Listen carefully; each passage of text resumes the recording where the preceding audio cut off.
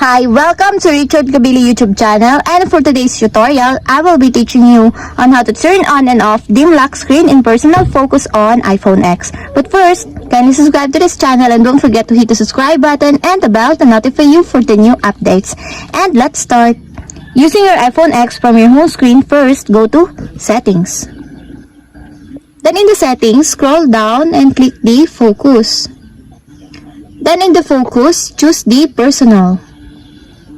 Then in the Personal Focus, click Options under the Notifications.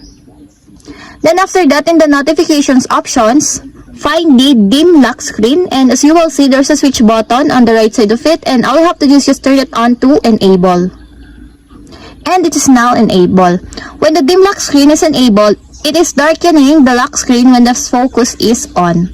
And if you want to disable, just turn it off the switch button.